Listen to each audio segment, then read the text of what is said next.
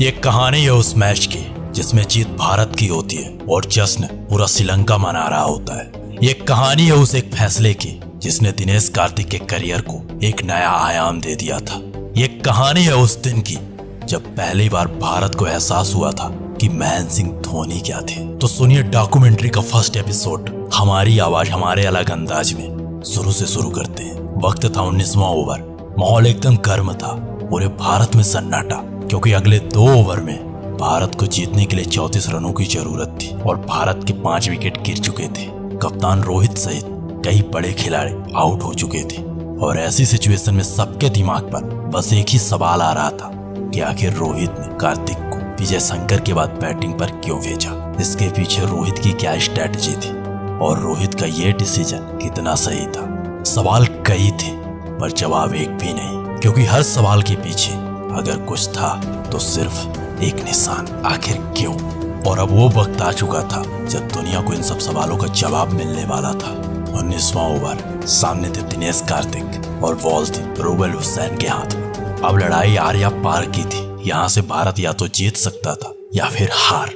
और जो सिचुएशन थी उससे साफ पता चल रहा था कि भारत की हार 100% पक्की है। लेकिन बैटिंग पर आए कार्तिक के मंसूबों में कुछ और ही चल रहा था, जिसकी भनक ना तो दुनिया को थी और ना ही बांग्लादेश को। क्योंकि टीके वो करने वाले थे जो इतिहास में हुआ तो कई बार था, बट जब जरूरत पड़े तब पहली बार हो रहा था। पहली गेंद यानी 6 रन। अब भारत को जीतने के लिए अगली 11 गेंदों में 28 रनों की जरूरत थी। 19वां ओवर और दूसरी गेंद, और यहाँ पर टीके ने इस बॉल को 4 रन मार के बांग्लादेश को बता दिया कि अभी मैं जिंदा हूँ और मेरे जीते जीत तुम्हारी नहीं हो सकती। टीके की बैटिंग को देखकर साफ नजर आ रहा था कि ये बंदा किसी और का गुस्सा बांग्लादेश पर उतार रहा है, क्योंकि उस दिन टीके को बॉल नहीं फुटबॉल नजर आ रही थी। जो बॉल इसके सामने आती वो बाउंड्री के बाहर जाती। पहले 3 गेंदों में टीके ने वही कमाल किया जिसकी उनसे उम्मीद थी। पहले 3 गेंदों में टीके ने रूबेल हुसैन को 6-4-6 का पहाड़ा पड़ाया।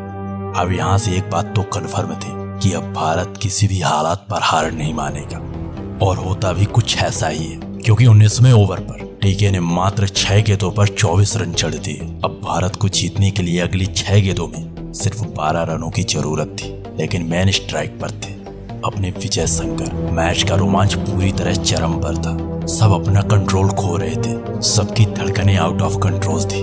सबके दिमाग में बस एक ही सवाल था, कौन जीतेगा। किसी को कुछ नहीं समझ आ रहा था कि आगे क्या होगा।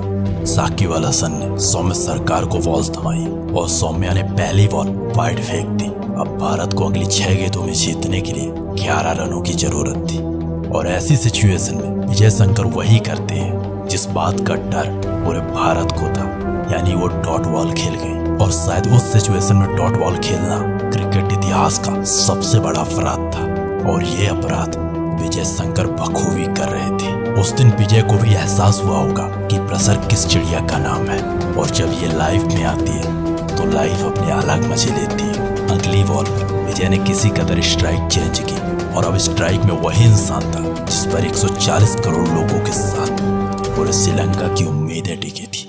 लेकिन टीके ने भी 1 रन लेकर स्ट्राइक चेंज कर दी।